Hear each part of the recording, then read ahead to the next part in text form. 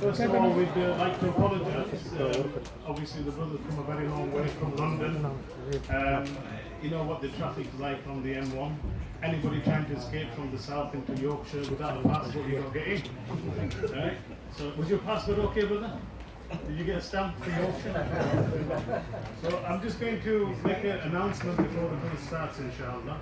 And how we're going to work this is the brother's going to speak for 30 minutes, and then what we'll do is we'll have questions and answers for 15 minutes. All you have to do is raise your hand up, and the brother will point to you and ask a question. It's best to keep the question to the topic of the talk and not generalize on every different subject, inshallah. Al-Rahmah Faith Center has been open since March 2019. We're in the process of acquiring a charity number within the next few months.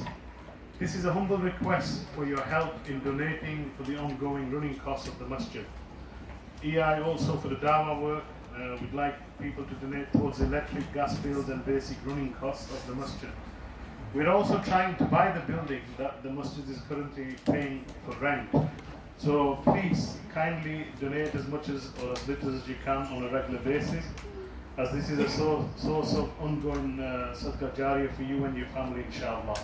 The Prophet Muhammad said, charity does not decrease wealth. Muslim.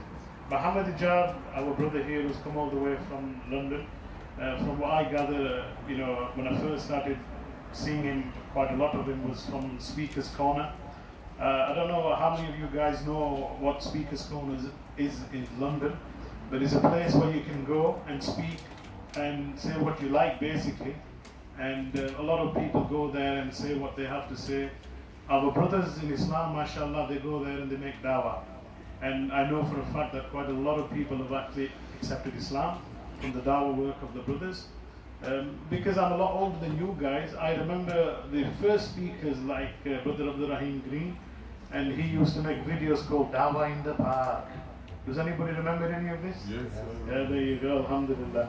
So the brothers, mashallah, doing a wonderful job making dawah there. There's also on YouTube quite a lot, inshallah. The brother is also a well-known speaker, a public speaker, a prominent debater, and who debates topics such as religion, philosophy. He has taught and instructed humanities, social sciences, courses in varieties of settings, including Salah Initiative, where he's recently worked and acts as an academic researcher. He's currently working with IARA in the Dawah field. By the way, IARA was started off by Brother Abdul Rahim Green. So one last point before we start. We would like to thank Brother Safraz from Soprano's Pizza, based somewhere in Seacroft, helping with the food that will be served afterwards. So we ask you to stay and have some refreshments with us, inshallah. I'll hand it over to the brother now, inshallah.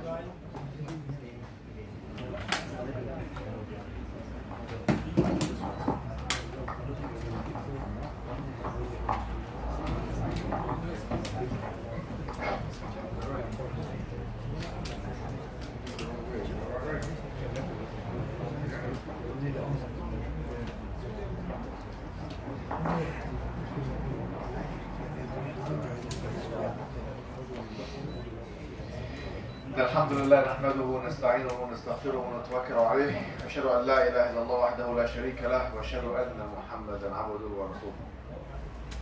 So inshallah today, because it's not that big of a group, we're going to try and make it as interactive as possible. Obviously I can't see the sisters, but inshallah try and be as proactive learners as possible, because what we're going to try and cover today is we're going to try and cover what is referred to as the go-rap. Now, put your hand if you've heard that before. What is the go-rap? Okay, so one or two of you have heard it. The go-rap is a system which was devised by Abdul Rahim Green a long time ago, which is, the question is, if you see someone who is a non-Muslim, or even a Muslim, someone who claims to be a Muslim but they're very weak in their faith, or whoever it may be, your colleague, how would you approach them from a dawah perspective? How would you try and introduce Islam to them. So DAWAH is a blueprint for how to do that. Okay, it's a blueprint we all use. This is what I use, you know, in IERA. We all use it. It's a very simple blueprint, but it's one which is very, very effective. Okay, so we're going to go through that, inshallah. DAWAH is an acronym, which means that each letter stands for something. So for example, G stands for God, O stands for oneness, R stands for revelation and the prophets. So if you see someone who's a non-Muslim and you want to introduce Islam to them, you go through that process with them. In other words, first of all, you find out whether they believe in God or not. If they don't believe in God, you can't just pretend that they are believing in God and just start speaking about Prophet Muhammad ﷺ, because they won't believe in any prophet. Because if you don't believe in God, how can you believe the one who God sent? So it doesn't make any sense. Say for example they believe in God. So if they believe in God, you need to introduce oneness to them, because they can believe in God like Christians, but they believe in a Trinitarian God, like 3 in 1 and 1 in 3, which is not the correct understanding. So you have to go through that with them. Revelation refers to the Quran in our case, yeah? Because if we got them to the stage where they believe in one God, well, now they need to believe in the Quran and the Prophet. So now they need to know something about Prophet Muhammad ﷺ and why he was speaking the truth. So this is a system, very simple system, which we're going to go through, inshallah. And after that, we'll do some common questions that maybe some people will ask. I'll give you my insights of how I've tried it to answer those questions and what are the battle-tested ways of answering the questions and the best research we have so far in terms of answering those questions. So that's pretty much the schedule today, inshallah. Obviously, in the question and answer session, it will be quite open, so you guys can ask me questions related to da'wah, yeah, which you think may be asked of you or have been asked of you, and so on and so forth. If you want to write this down on your phones, you can, because I don't want you to forget this, because I've got limited time with you guys. So what's the most effective thing I can do is tell you the most important thing you need to know so that you can have an effect on your community here in Leeds. Because if everyone is doing it, if people in Leeds are doing it, people in Manchester are doing it, people in Birmingham are doing it, and so on and so forth, then we can have a transformative effect on the UK. We seriously can. And by the way, let me tell you something which I have found. I have found that when we do da'wah to non-Muslims, say for example we don't have a great conversion rate, so for every 100 non-Muslims we speak to, 3% will become Muslim, let's say, or 5%. That conversation we have with non-Muslims, it may not make everyone a non-Muslim, a Muslim from the non-Muslim community, but it has such a powerful effect on the Muslim community. It is probably one of the best things to get someone who is weak in Iman, to put it in a crude term, or to use a crude term, bring them back on their faith. It's one of the best ways, because really and truly a lot of people are born and raised in the West, but they're not convinced of Islam. They might be born to Muslim family, but they're not convinced of it. So they need to go through this process, the DAWAH process. Yeah, I get questions on a daily basis from people who have doubts about the existence of God, and they are Muslims. They consider themselves, if you ask them, they consider themselves Muslims. And so it's very important that everyone has a basic knowledge of how to tackle certain things like atheism and polytheism and so on and so forth. So I'm going to go into Allah with G. You can put this down. If you want to write it down, I'm going to test you guys. I'm going to pick you out, so make sure that you know. Yeah, you especially, because you know the young ones need to be prepared. All right. In terms of proving the existence of God, let me ask the crowd first of all, because I don't want to be speaking too much. Does anyone know of an effective way? If I was an atheist, right? What would you do, or what would you say to me in order to convince me? What would the first thing be that you say to me if you were to try and convince me of the existence of God? Put your hands up, please. Come on. Let's see what Leeds is made out of. Or you putting your hands up, brother here? No, you're trying to tell me to pick him up. I'm gonna pick you up. What would you say? Huh? No, you at the back. Yeah. Don't know yet. Okay. Come back to you. Yes. Observe the creation. Okay. What in particular now? So let's make this interactive. Pretend I'm an atheist. What are you gonna say to me? Look at the sun, the stars, the moon. Okay, let's look at them. What about them? Did it happen by accident? Yeah. Imagine if I said that to you. What would you say to me? The human body. Evolution. Evolution, so we evolved from apes. No, that's not the theory of evolution. The theory of evolution is that we have a common ancestor with apes. So we just evolved by accident. Yeah, blind processes. So what was before that? Well, before who? Before the evolvement of human beings. The planet was there, you know, you had abiogenesis, you had... by the way, I'm teasing you, yeah? There's some good things that you're saying, but we want to sharpen the tools. We'll come to you in a second. The small man there, yes. What would you say? Well, why did you put your hands up? Huh? Scratching. Oh, you were just scratching, okay. Yes. No. This man. I'm trying to go for the youth.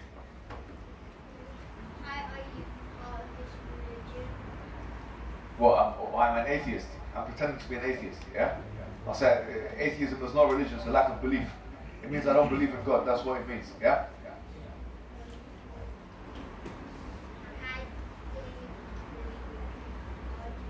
Why don't I believe in God? Because there's too much evil in the world. How can there be a God and there's so much suffering and evil? Huh? By the way, this is their strongest argument. Wallahi, not the strongest argument, but it's their main argument for the reason why God doesn't exist.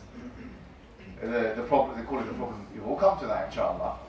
I need someone here to give me some strong arguments in Leeds. I need to know. Everything is dependent on something. Okay, now we're talking. See, okay, what about your God then? He must be dependent as well, isn't it? No, he's independent. Oh, so you're saying everything is dependent?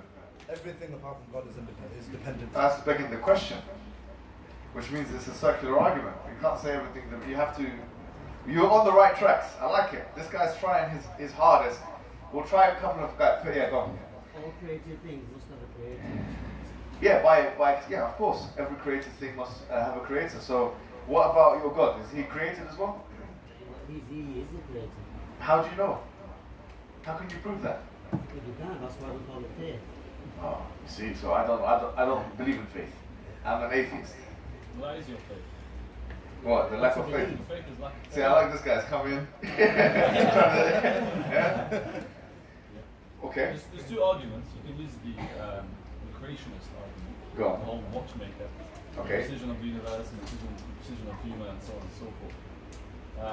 Or you can go down the route of what's your purpose on earth. Okay, both are good, right? The William Paley argument, the watchmaker argument, is what you call the teleological argument. I'll tell you what that is in a second. Okay, guys. Let me tell you something that will work on 8 out of 10 of people that you will meet. Yeah? And listen to the wording very carefully, because I'm going to test you on it.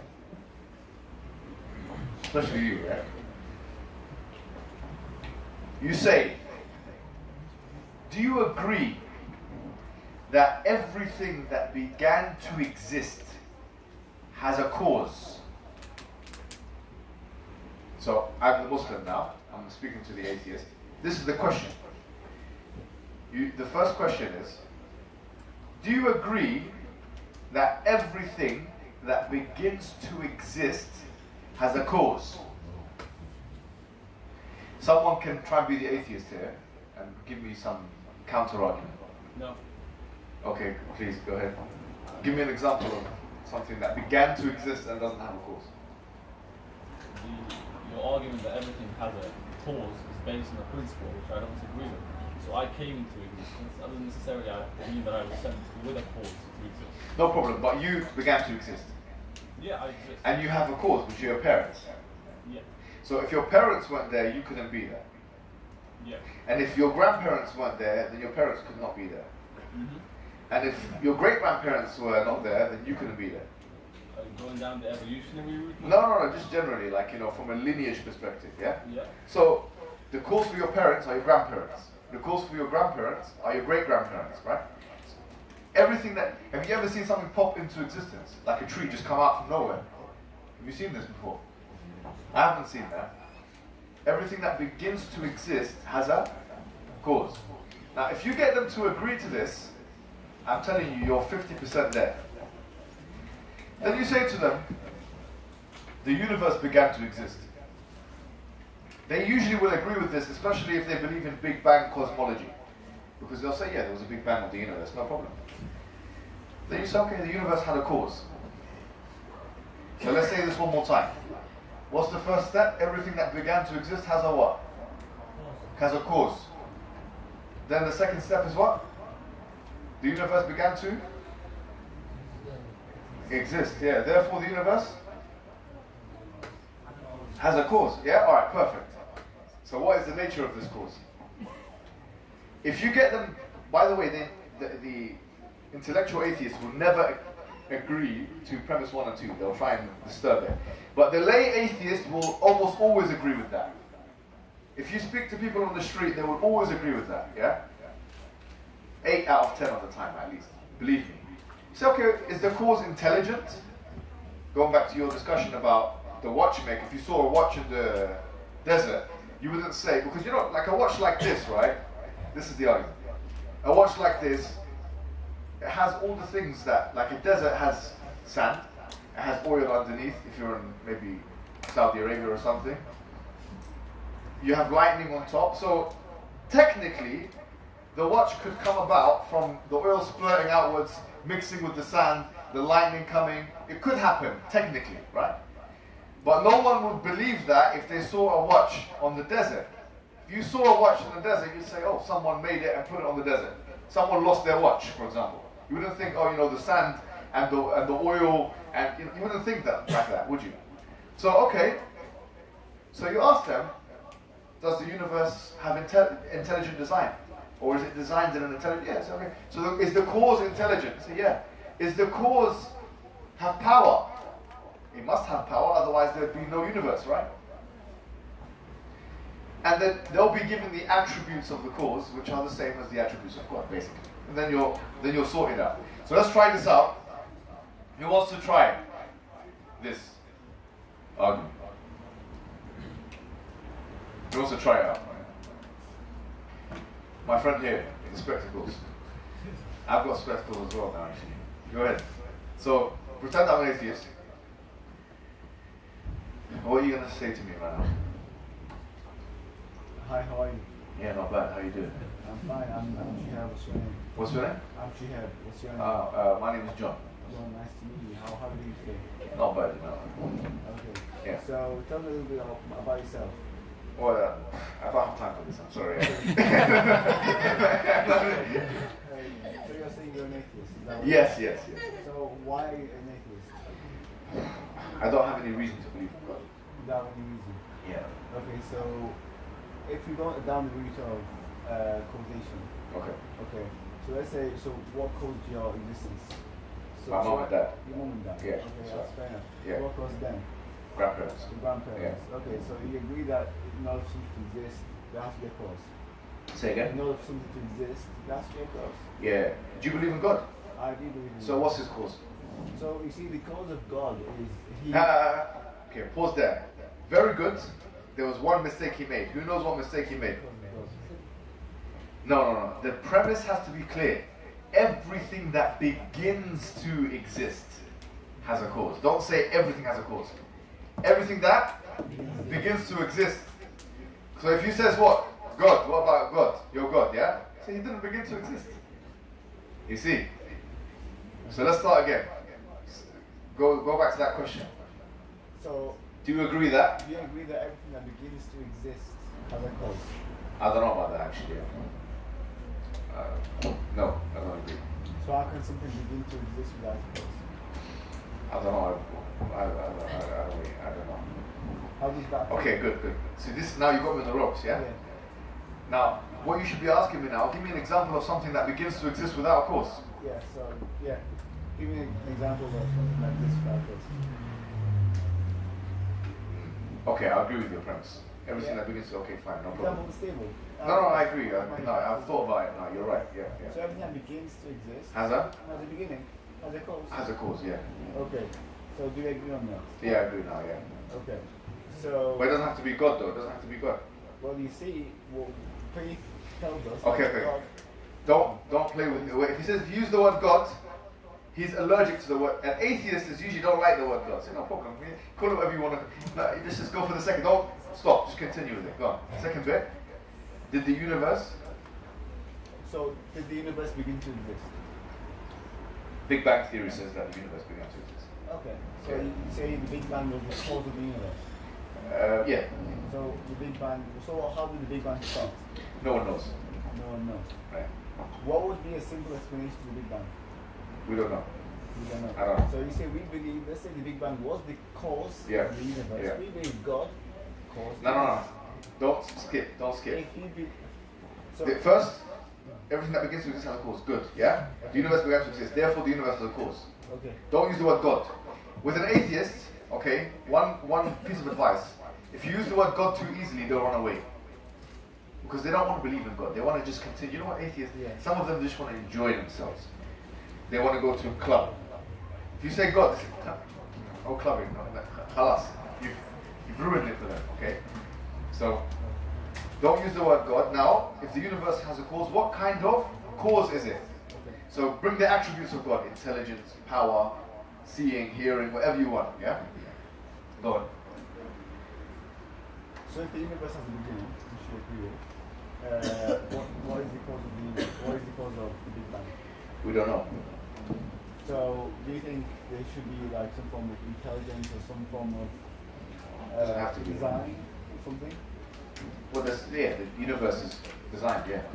So who designed the universe? Or what designed the universe? Keep going with the attributes.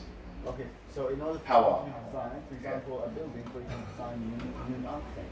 That's right. So what's the architect? So what's the architect of the universe or the Big Bang?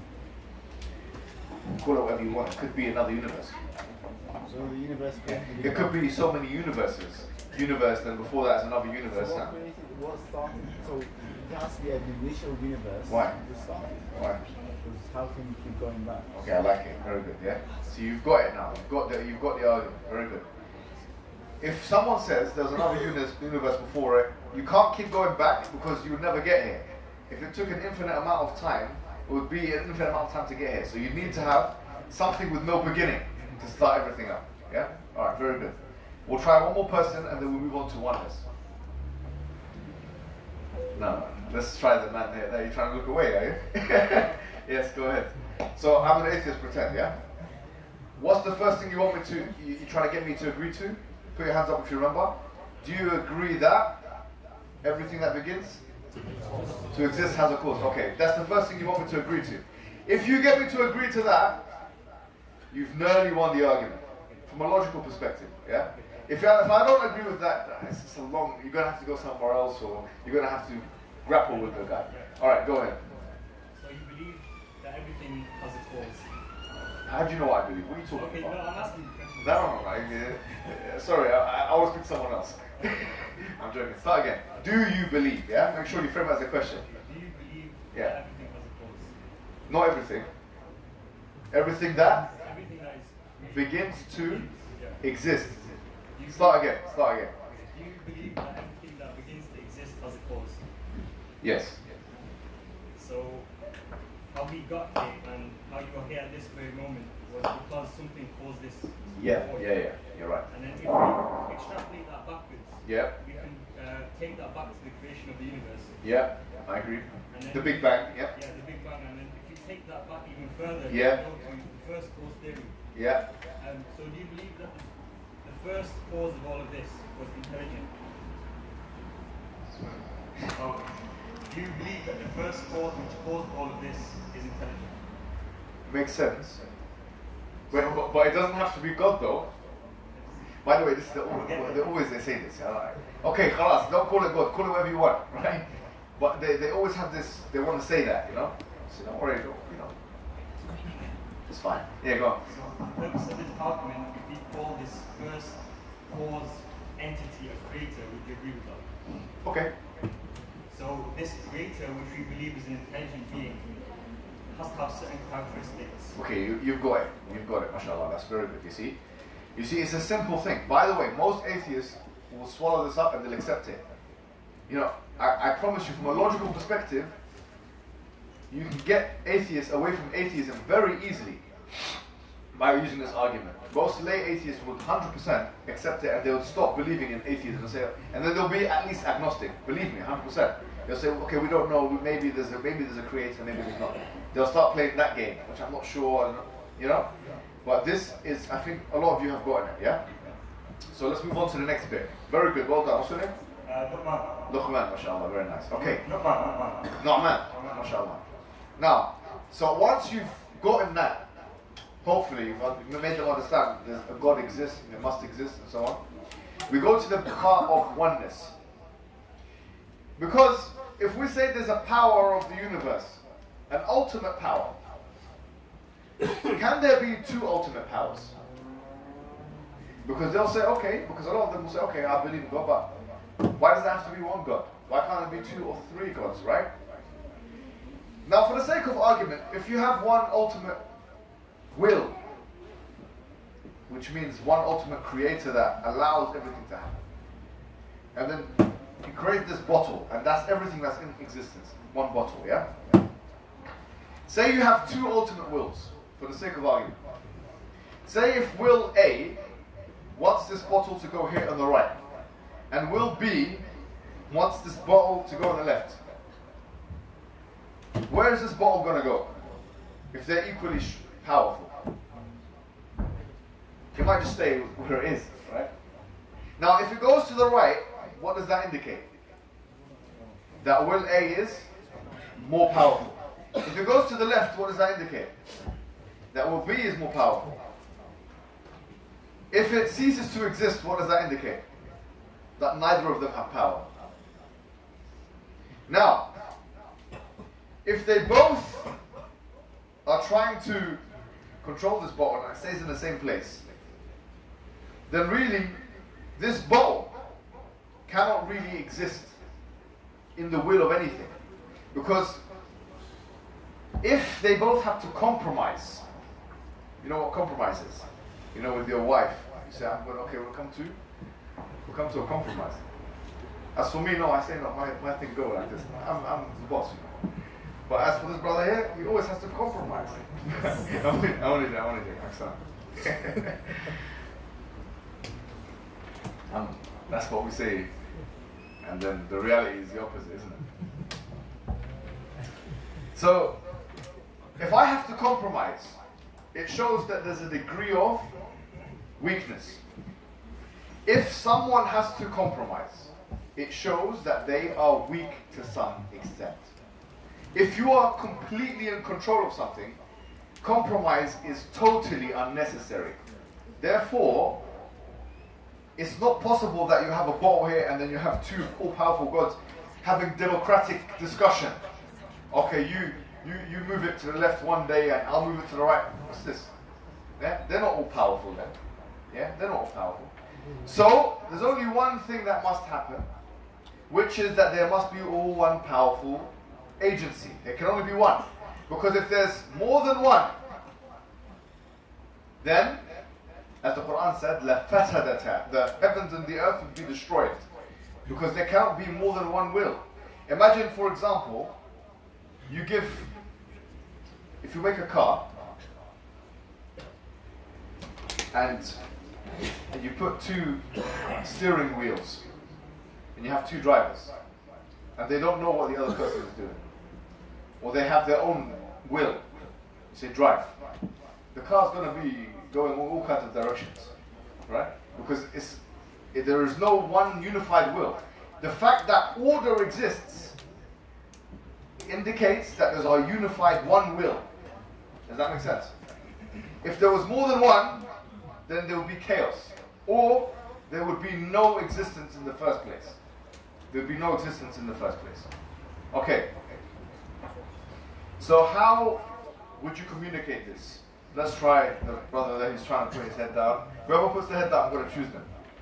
So, no. Yeah. So now pretend, see. What's your name? Safe. Yeah. Okay. Say for example I'm an atheist. You've got me to agree that there might be a creator, like brother Rahman got us to agree. Yeah. Now, if I say how comes? If I say how do you know there's not more than one God?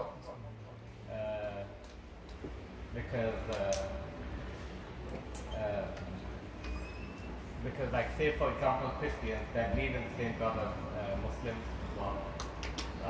No. That wasn't my question. Yeah. My question was, how do you know that God has to be one? And how do you know it's not 2, 3, 500 million gods? Why does it have to be one? Because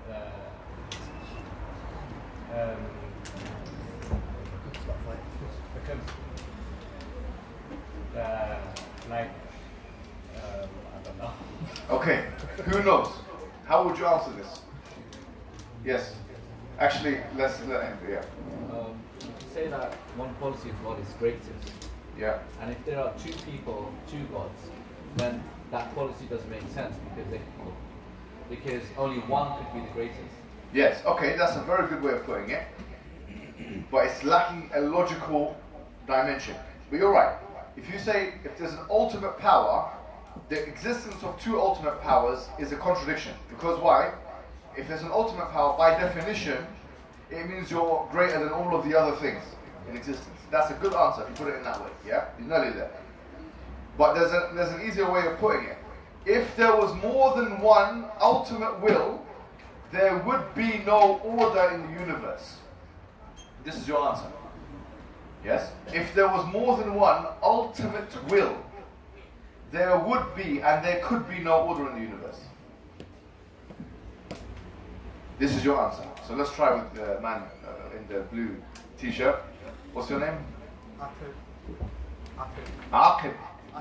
Atif. Okay. Go ahead. So if I say to you, how do you know there's not more than one God?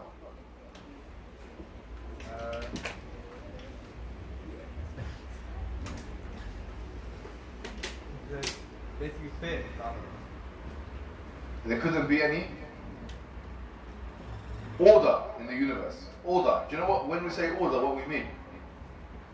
Okay. Order means things are in a specific way. Okay? They're in a structured way rather than an unstructured way. The fact that there is order in the universe indicates that there's a singular will. There's only one will. Because if there was two wills, whose will prevail? Will the bottle go left or will the bottle go right? There will be no winner.